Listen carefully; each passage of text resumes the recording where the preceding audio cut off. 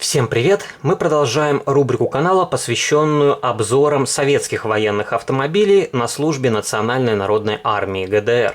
И сегодня я вам покажу полноприводный бортовой грузовой автомобиль КРАС-255Б1. Известный грузовик, и эта масштабная копия в Европе продается в коробочке Premium Classics. Но по большому счету это обычный перекрас и перепаковка продукции Start Scale Models, которая до этого продавалась на территории Российской Федерации.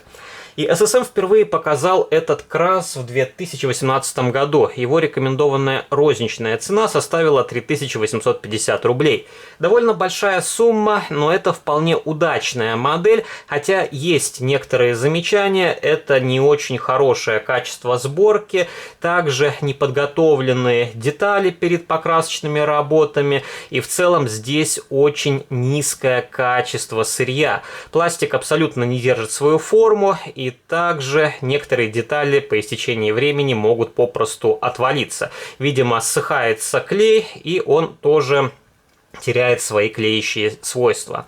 Если сравнивать эту модель с аналогом от Start Scale Models, то здесь нету особых отличий. Немножко отличается базовый цвет по оттенку. Также на модели Premium Classics окрасили тент в серый цвет. На модели от SSM он песочного цвета. И добавили небольшие логотипы на дверце грузовика. И у SSM, по-моему, на модели не поставляются регистрационные номерные знаки, и также их вы не найдете на этом европейском варианте. И также здесь по дизайну немножко отличается картонная обертка. Покажу вам аналог от Start Scale Models, только с самосвальным кузовом. И вы можете видеть здесь немножко другой дизайн упаковки. Но картонка тоже очень хлипкая, тонкая, рвется от малейшего прикосновения. А бокс точно такой же. И здесь на боксе снизу есть логотипы Start Scale Models. Если посмотреть на упаковку, то на нижней стороне есть различная информация, которая касается данного бренда. Естественно, эти модели изготовлены в Китае. Модель спроектирована Madimio Engineering и указан прототип КРАС-255Б1 и артикул, по которому можно найти эту машину в интернете. И в целом мне эта модель понравилась. И это не первый КРАС-255Б1 в 43-м масштабе. И у бренда «Наш Автопром» был похожий грузовик, который показали еще в далеком 2014 году. И у НАПа более простое изделие, но и стоит оно значительно дешевле, и на свое время продукция НАП была вполне конкурентоспособной, но, конечно, по нынешним меркам она не дотягивает даже до уровня современной журнальной серии. И также, если посмотреть на КРАСы от НАПа, они за время производства тоже претерпели ряд упрощений. Например, если вы возьмете ранние КРАСы от НАПа, у них будет металлическая рама. А на более поздних моделях уже раму стали делать из пластика. И в целом КРАСы от НАПа могут составить конкуренцию костромскому бренду, но их нужно немного дорабатывать, потому что там все же проще сделана кабина, и ручки отлиты единым целым с корпусом грузовика, и также светотехника там проигрывает. И покрышки там имеют меньшую детализацию, и у Костромы есть наборы покрышек, АВД-дополнения. Я тоже вам покажу одну покрышку. Их теоретически можно установить на модель от нашего автопрома, но нужно будет делать подгонку дисков, потому что просто эта покрышка не сядет. Если мне не изменяет память, здесь чуть больше посадочный диаметр, чем диаметр диска модели от НАПа. И вот так выглядит данный грузовой автомобиль. Если вы приглядитесь, то здесь видно, что крылья и небольшие канистры немножко светлее, чем кабина грузовика, но это не сильно бросается в глаза, если не приближать эту модель для детального осмотра. Здесь внутренности кабины тоже окрашены, присутствует рулевое колесо, на панели приборов наклеили небольшие декали, сиденья окрашены в черный цвет, их сложно рассмотреть сквозь небольшие окошки. Также установили стеклоочистители из фототравления, но почему-то Кострома делает огромные отверстия, и можно было просверлить дырочку меньшего диаметра, это улучшило бы восприятие. от этой масштабной копии. Но, видимо, кабины они делают и под продукцию «Автоистория» для пластиковых дворников, и для более дорогого сегмента Start Scale Models. Также на крыше здесь установили габаритные огни. Это прозрачные пластиковые детали. Вполне хорошо смотрятся зеркала заднего вида, но с этими элементами большая проблема. Они очень хрупкие, могут сломаться от неправильного изъятия модели из бокса. И у меня на грузовике сломалось водительское зеркало заднего вида, я уже его подклеивал. Так что тоже будьте предельно аккуратны, когда распаковываете этот грузовик. Фары ближнего света можно было сделать и более изящно. Здесь очень вид портят черные точки от литника, и это удел более бюджетного сегмента и журнальных моделей. И, конечно, на таких дорогих изделиях нужно светотехнику делать более аккуратно. Также здесь виднеются срезы от литника, их тоже можно как-то более аккуратно подготавливать перед установкой. И здесь также присутствует спереди сцепное устройство.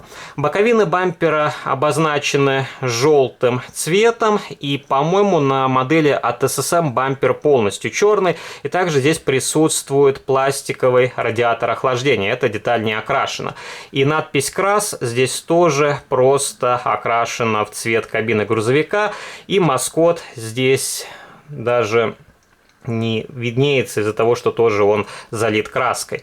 Присутствуют габаритные усы. На крыльях также добавили поворотники в виде прозрачных элементов, окрашенных оранжевым лаком. Вполне хорошие колесные диски. Еще раз повторюсь, здесь отличная резина с хорошей боковой маркировкой и также с довольно выразительным протектором. На подножках присутствуют небольшие канистры. Ручка здесь со сквозным отверстием, но эти канистры можно заменить на аналог от North Star Models. Я вам как-то показывал набор дополнений, канистр, и на одну модель от нашего автопрома я их устанавливал, но впоследствии демонтировал и привел модель от Napa в обычный заводской вид. И те моменты, которые мне не очень понравились, это крепление запасного колеса. Посмотрите, как оно реализовано. Здесь криво сведены две половины, и их поправить не представляется возможным, потому что одна часть упирается в съемный тент, но здесь он вклеен в кузов, и вы его снять не сможете без повреждения лакокрасочного покрытия.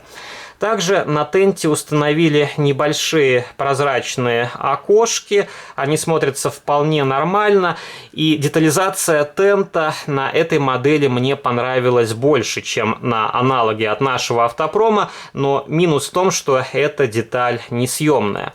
Сзади установили прозрачные круглые фонари, также есть место для установки регистрационного номерного знака, и сзади присутствует сцепное устройство, правда это статичная деталь, она не функционирует, но при желании вы тоже можете убрать этот крючок и поставить сюда что-то другое. И также здесь не очень аккуратно поставлена водительская подножка. Присутствует ящик под аккумуляторы, ящик за кабиной грузовика, топливный бак. И на стенке кабины установили небольшой огнетушитель красного цвета.